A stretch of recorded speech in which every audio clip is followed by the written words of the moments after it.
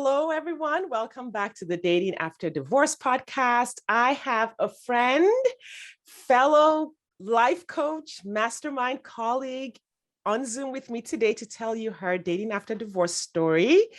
Welcome, Jessica McKinley. She is a life and business coach for women business owners. Welcome, Jessica. Thank you so much. I'm so excited. Can I just tell you, I love to share my story about dating after divorce. And we knew each other for a little while before I actually even knew what your niche was and before you knew that I was divorced and anything about that. And then we were like, wait, what? Like, I know. Such a I remember we platform. were sitting that was Cabo. Was that Cabo? No, it was Kentucky. It was like the second time we had already known each other for like a whole round. Yeah. And it was like, you're divorced? Like, wait, what? You need to come on. And then you're like happily repartnered. What is happening? You need to come on my podcast. So good. So tell the listeners kind of like what you do, because you're a life and business coach for women business owners, but I know that there's like a lot of juiciness that you have in your niche and in your work. Yeah. I mean, we know the word life coach just means so many different things to so many different people. And even in the space of business coach, I don't really feel like I fit that mold at all. I say that what I do is a hybrid of life and business coaching. I do work with all women who own businesses, but specifically, I feel like I love the math and organization part of it mixed with the feelings and the mindset. So I help people organize their time, money, and their mind drama. And yeah, it's a very, very blended program of processes and tools, plus just rewiring the way you think about time and money and yourself as a CEO. Yeah. Awesome. I love it. We all need that. I need it. Yeah. When you said mind drama, I'm like, yep, that's that's what it's like to run a business. And on top of all of that, you are 2 weeks away from getting remarried. Yep. And what else is happening? I am also about 2 months away from giving birth to my second child and first daughter with my soon-to-be husband. Oh my gosh. All the things. All of it. I know that's why we were so excited. We were like, do we do this like after you get married? After the baby, before the baby, after the wedding.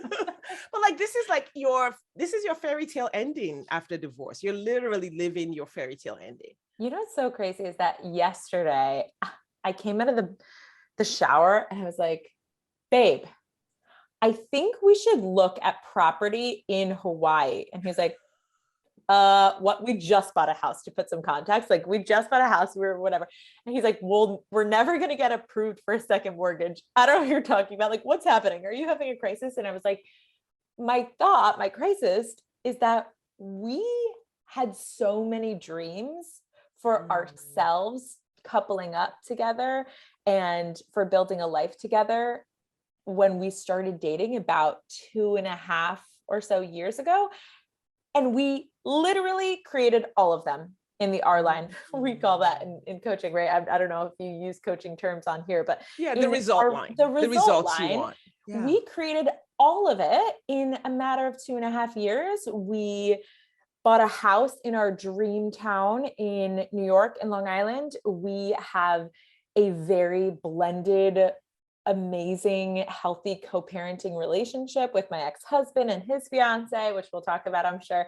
And we have scaled our finances to be exactly kind of where we want them to be. We're starting a family together. We're getting married. It's like all here. And I was just kind of like, wait, we need this. This isn't the end. This is the beginning. We need new dreams. We need new dreams.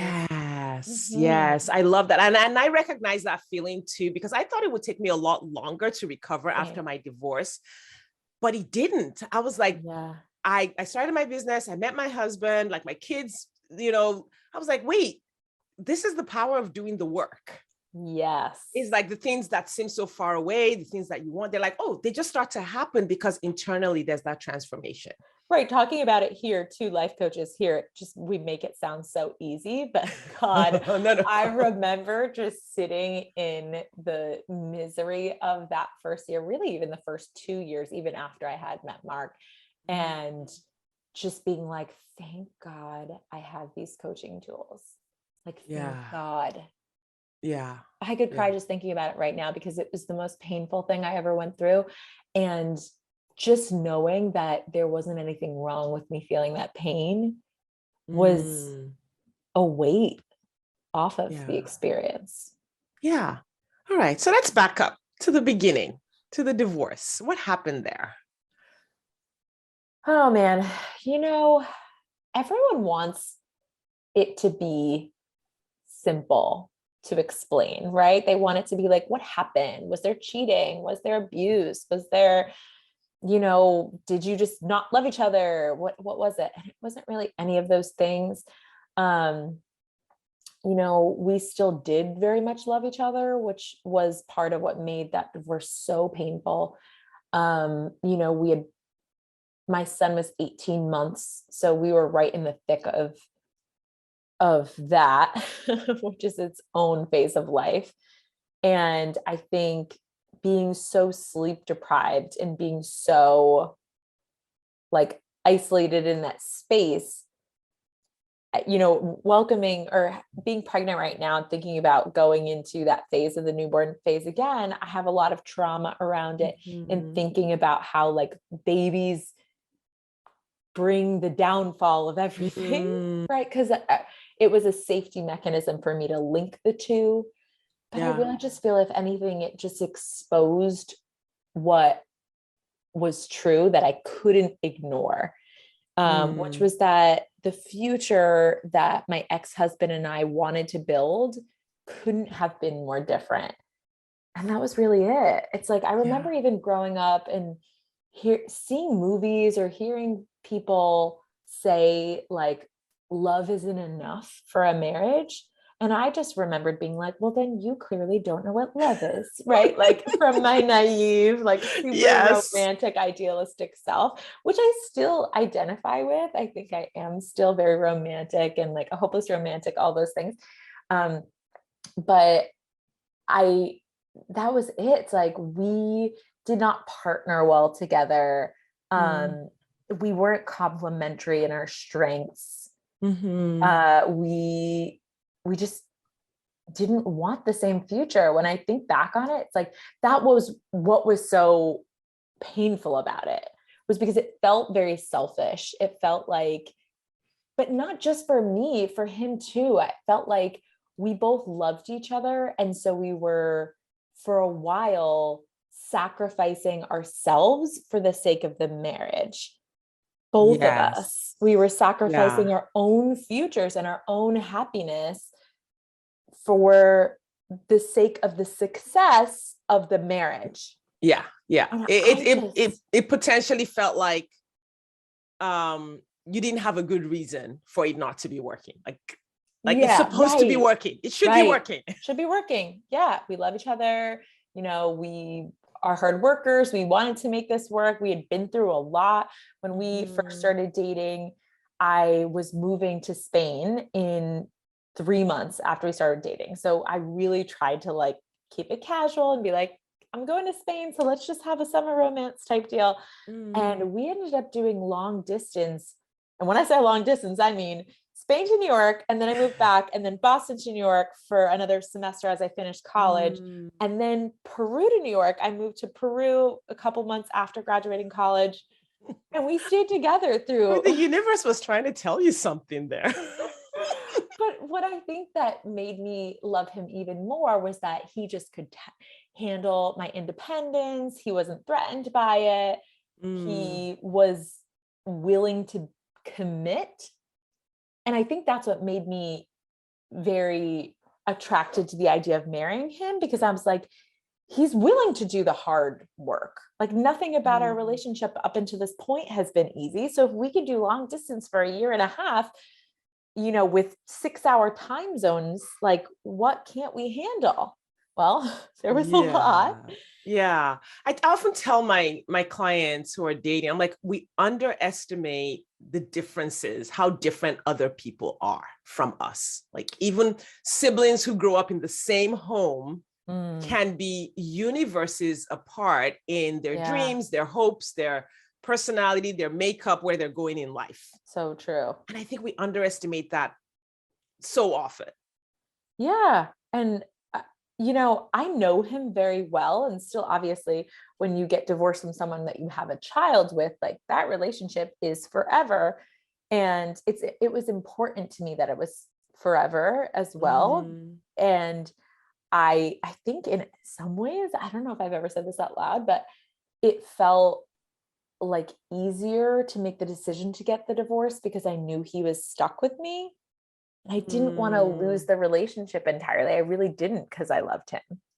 And so I Mm. knew we'll still have a relationship, but it can be what it's meant to be. We can love each other without expectation, or, well, there's still the expectation of how you're going to show up as a co-parent, right? That, Yeah.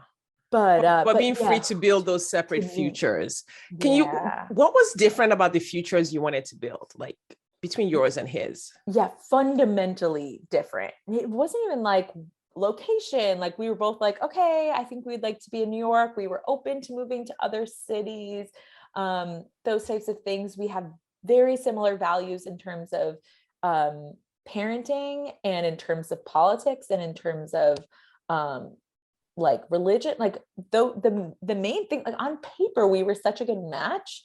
We also knew each other since we were 12. So we went Mm. to junior high school together. So we knew each other's backgrounds and all of that.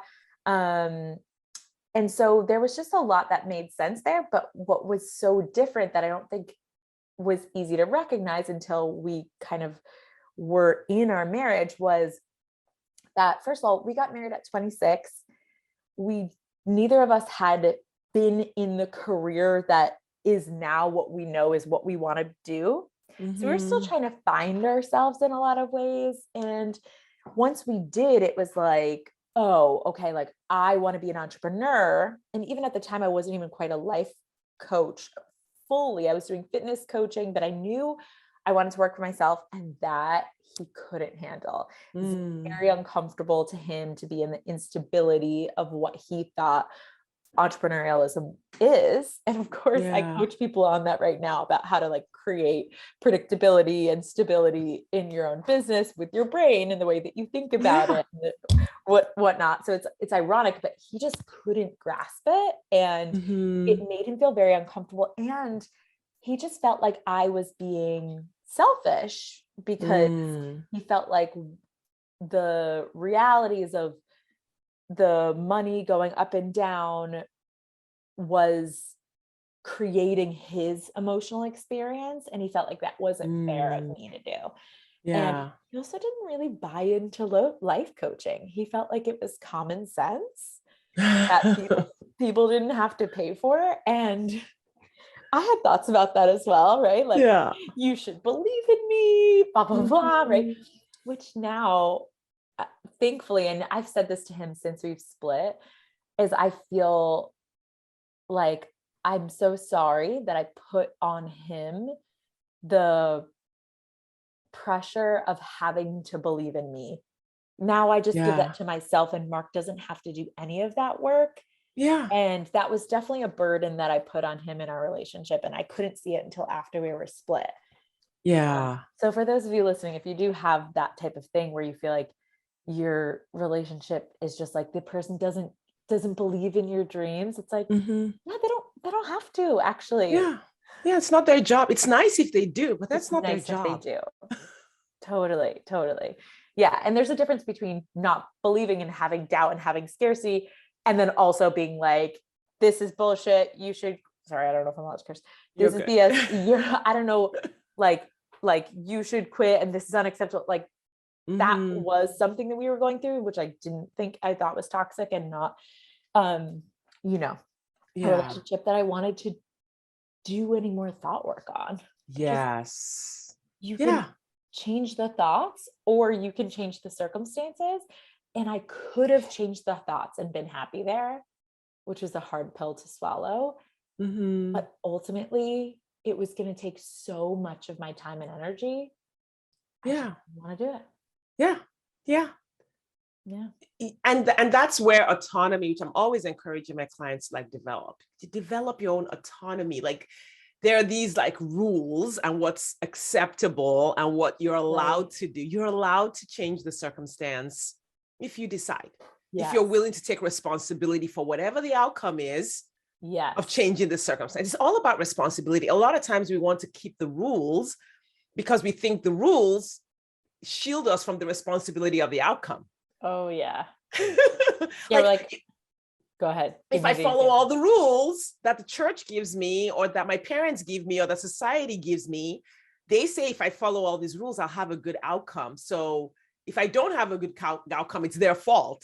Yes. It's like, it's your fault either way. I definitely can relate to that. Like I felt that way. Like I did everything right. Like I worked hard, you know, he struggles with alcoholism, my ex, and I stayed with him through all of that. And I loved him through all of that. And he was sober. And then he started drinking again when I was like 9 months pregnant.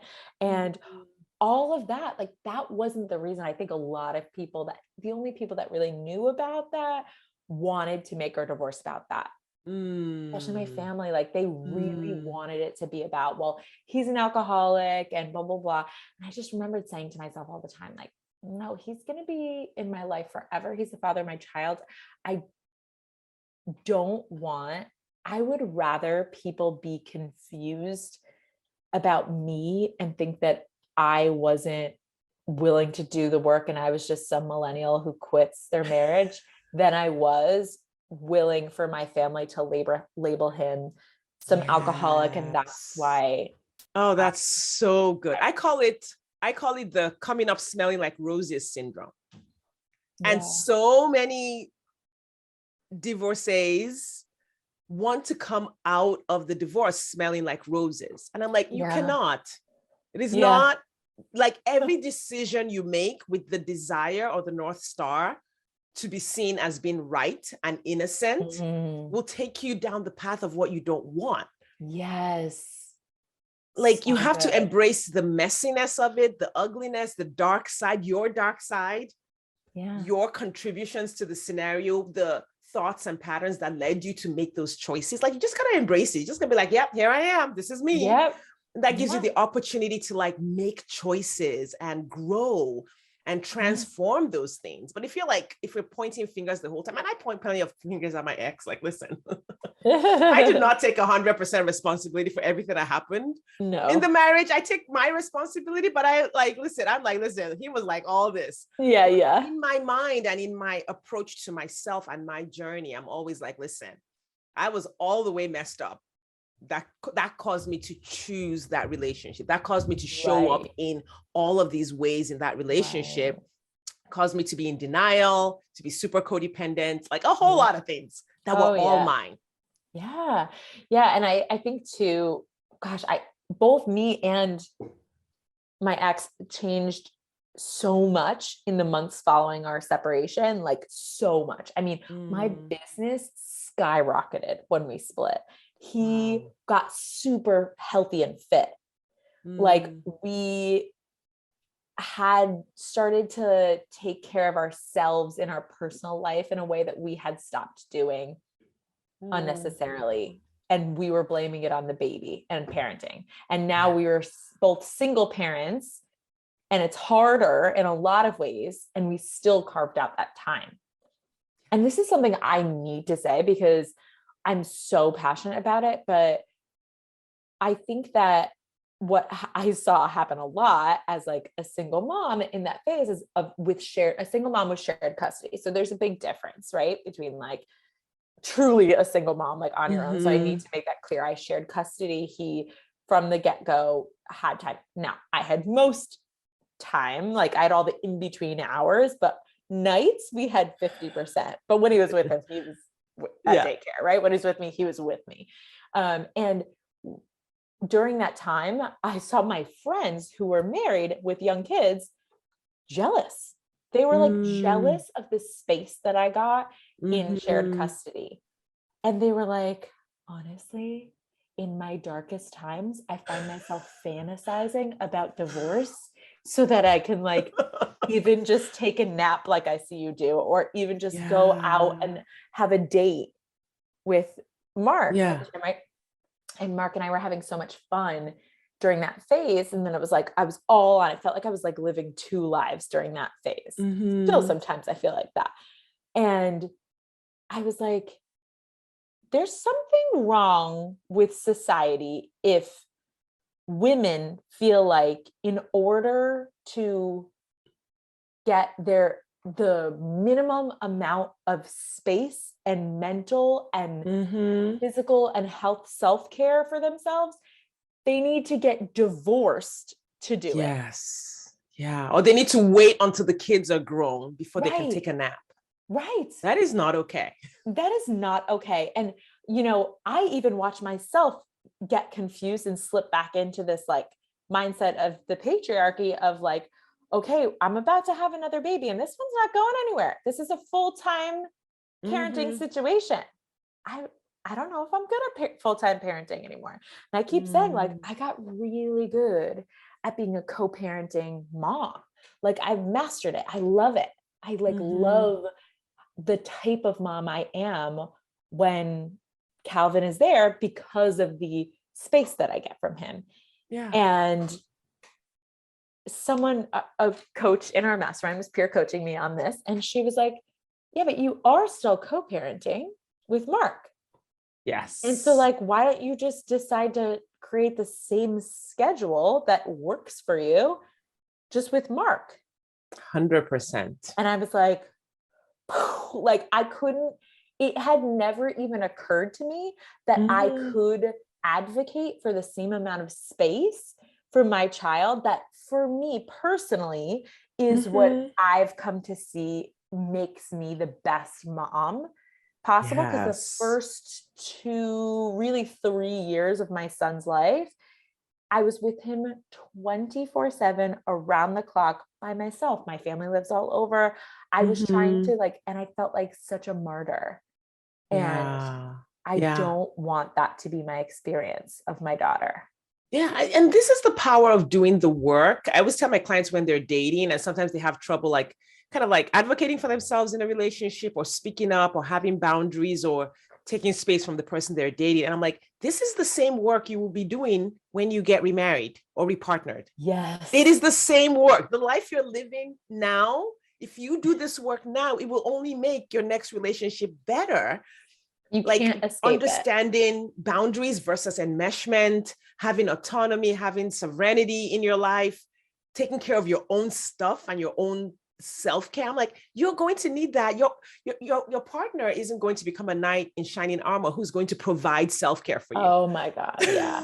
I watch my friend who is a dear friend of mine who is dating, and I'm 34, we're 34, and she desperately wants to find this man, and I can feel the desperation in it.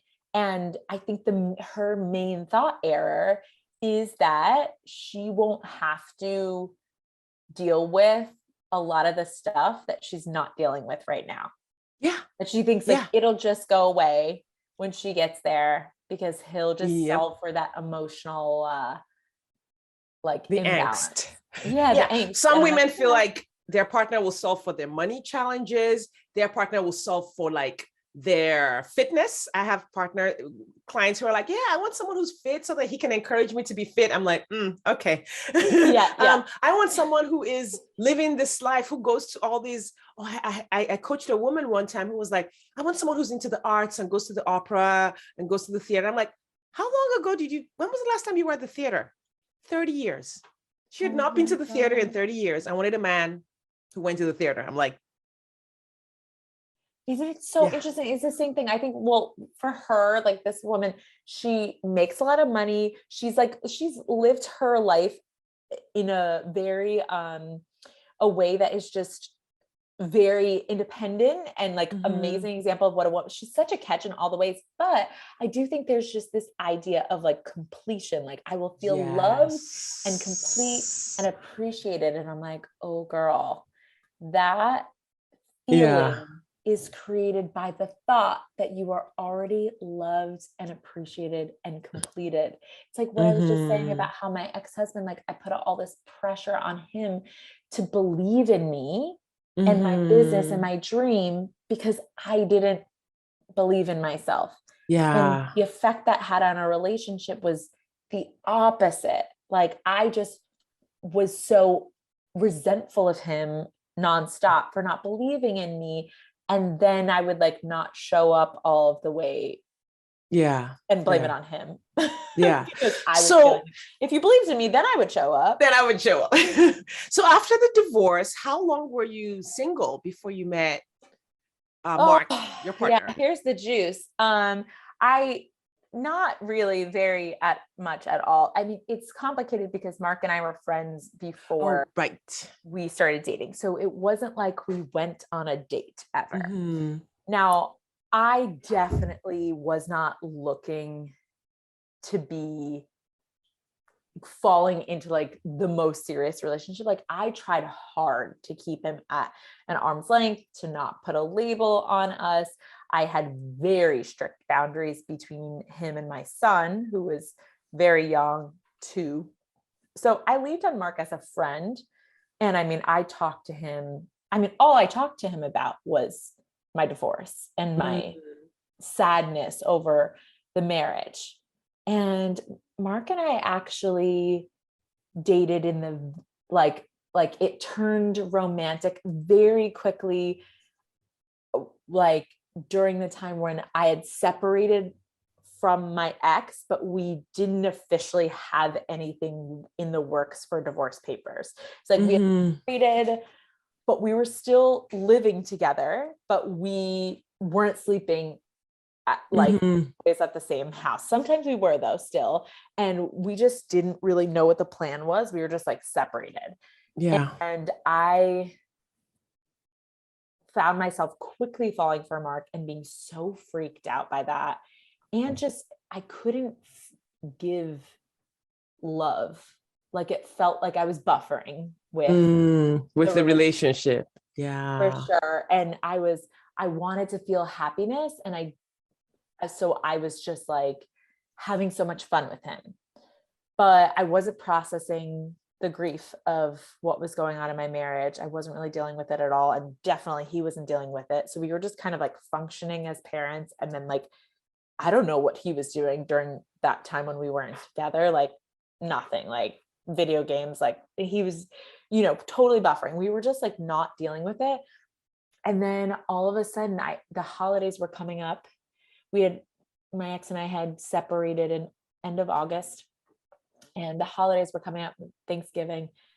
And I just started to feel sick to my stomach thinking about the idea of not being with Calvin for Thanksgiving, my son. And I couldn't do it. I remembered thinking I would rather be in a marriage that I know is wrong for me than be away from Calvin this Thanksgiving. I can recognize his such a toxic and untrue thought now. But at the time I was just like, I'm unwilling to feel this feeling. Yeah. And so I got back together.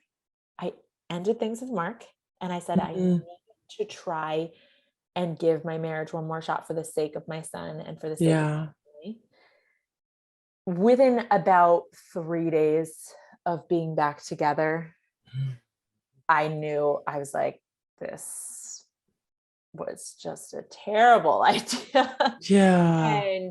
But I went, we did Thanksgiving, we did Christmas at my family's house. We got through the holidays, and then his birthday's in January too. So that's like included mid-January, right after his birthday, it ended again, like officially. And I think actually I don't have regrets about doing that because it was such closure. I feel like I really jumped ship pretty dramatically from the marriage and then fell into this relationship that I knew could potentially really be it, and was like so freaked out by that.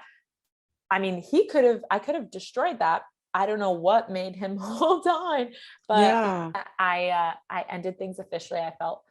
I felt clear at that point, even though it was 10 times more painful to end at that time because it really felt very final. It felt just authentic and real. And I knew I wasn't buffering. It was just, right. It was always going to be that painful. You were just avoiding it. It wasn't like it was more painful. No. Yeah. It was always going to be It was just there. underneath and I was not looking at it.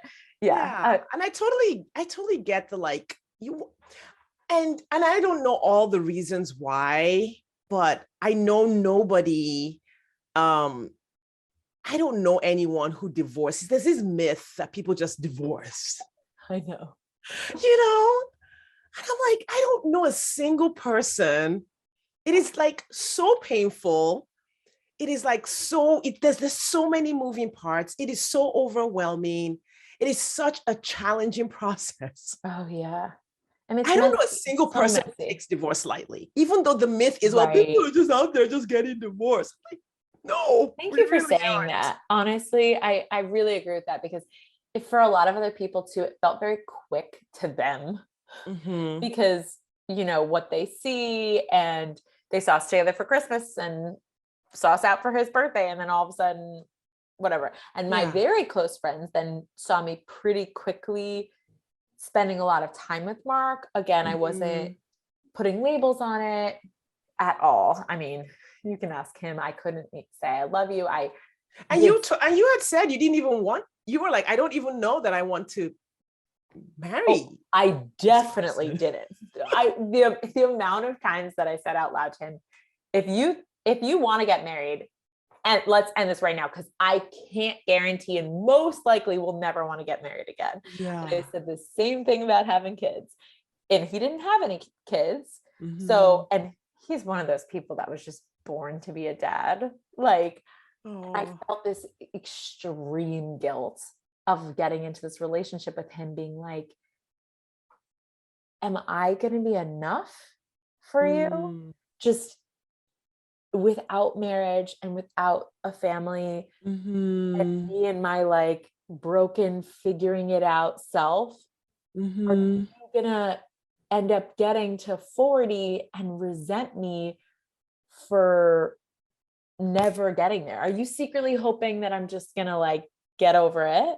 Yeah. And I was so clear from the beginning that I couldn't even think about the future more than a week in advance. And once I started to be able to dream about the future, it was only for my business.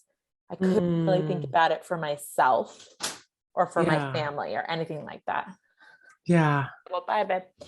And so it's like, we really need to, I think that if you dating after divorce, my best advice, if I had like one thing, would just be to always communicate where you're at with your partner, and don't try and sugarcoat like where you think you might be if you can't picture that future. Yeah, 100%. That authentic expression, which requires really knowing yourself. Yeah. I mean, everything you said, like on this, call has come from a place of just really, truly knowing who you are. You're like, listen, this doesn't look like everybody else. This is 100% me. Oh yeah. Yeah. And I think even with the divorce, the way I got divorced too, my family kept being like, I don't know anyone that knows themselves well enough to get divorced based on the reasons that you got divorced. Yeah. Which is that like, I knew myself well enough to know so deeply the type of future I wanted to build, the type of future where I wanted to be able to have more time and money now. Whereas my ex had this very traditional American dream vision where, he was getting his MBA when we split at Stern, like very intensive. He was gone all day Saturdays. I was with the baby. It was a lot. And he was like about to be going, and he wanted to, at that point, work for a, like a financial, what am I thinking? Like an investment banking, which is like crazy hours already. I was complaining about how little we saw each other. Quality time is a big love language of mine, right? And I was just like, I don't want to only see you for an hour before we go to bed. Yeah. like, that's not the relationship that I want. I don't want to be alone with kids. Mm-hmm. Like, Yeah. I'm not a stay-at-home mom. That's not who I signed up to be. And I think he did think I would just like fall into the traditional, Mm-hmm. like what he And I just laugh because from what I know of you, I'm like, how did he miss all the signals? I was never like that. I am not Susie Homemaker in any way, shape, or form. So I kept being confused. I'm like, how did I give you the wrong message here? Like, I really don't take responsibility for that. I do think he thought I was just going to change. Yeah. And once I had kids, I was just going to want to stay home. And I did Yeah. not. And that exposed a lot of it. That just was not going to be the case. He resented me for not wanting to be a stay-at-home mom and for not making enough stable income. So it was like one or the other, which I wasn't. Which is interesting. My ex was kind of the same way too. It was like, oh, no, you got to do all the things in the house. But anytime he felt any financial stress, it was like, you're not bringing in any money. I'm like, right. What? Sorry. And how am I supposed to be doing all this stuff? Yeah. So it's crazy, but and I know we don't have too much time left, but I do want to talk about the dating part that I think is just. We'll have to do another episode on dating, specifically on dating. Let's talk about you and Mark and the relationship between the both of you. Like, what is the energy like between the both of you that is like, that makes this work? Ooh, you guys, I wish we even had time to bring Mark on the show too, because he's just the best. I mean, I know I'm getting extra romantic because we're getting married in 2 weeks, and I've just been thinking about my vows and all the things. But like, we bought a house together this year, and I was me, like I just said, like, I was like, I'm not a Susie Homemaker, so I don't want the same mistake to happen. I kept just saying like, do you want to buy a house with me? I'm not like the house type. Like, I want to go in, have my office be really nice, and then be working in there. Like, I'm not going to be like cooking and cleaning. I'd rather pay for someone, and I'll pay for it because now I make a lot of money. Didn't when I was with my ex, unfortunately. But yeah, we move in. He is just like loves the home projects. And so, I mean, every day he's doing something. Like, he cannot help himself. He just he YouTubed how to be an electrician and a roofer and all these things. And he didn't really have this experience before. His dad is not handy like this. Like, his mom is not like that. He's just a person of his own accord. Like, he is so great. And he is like out there, like just mulching, and like, he'll be like, Calvin, do you want to come with me to Home Depot so mom can relax, and we'll get some flowers and we'll plant. This is his stepson, right? Not even legally yet. And he's just so full of love and with zero expectation for me to be anything. It sounds like he doesn't expect you to be anything other than exactly who you are. Right. Which is no expectations, right? Because who I am is constantly evolving. As life coaches, when you do this work, you're changing so rapidly. It's scary for a lot of people. And I don't think that it's scary for Mark. I don't think he's intimidated by that at all. I love it. That's so nice. Such a gift. It is such a gift. And I don't even know if I have that to the level that he does. Like, he's so grounded and secure in himself that he's never looking to me to be like, hey, if you could be or do this for the home or for the kids or for whatever, that life would be better for me. And I'm sure he could find plenty of things that he could do that with, and he doesn't. And I even have to take a note from him and be like, oh gosh, wow, like, there's no reason for me to tell him that, to nag. When you start to live together, it's very easy to see what you perceive to be the other person's flaws. And he just doesn't point out any of my flaws. And I'm so grateful for it. Last year, as a gift to him for Christmas, I wrote down something every day that I appreciate about him.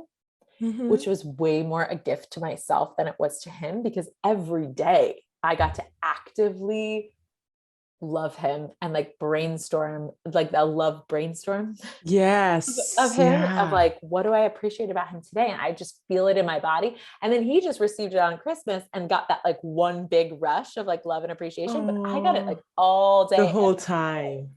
And I just Yeah. recommend all of you guys do that. Doesn't even have to be with a romantic It partner. could be about yourself. It's about yourself. Totally. Yeah. I love that exercise.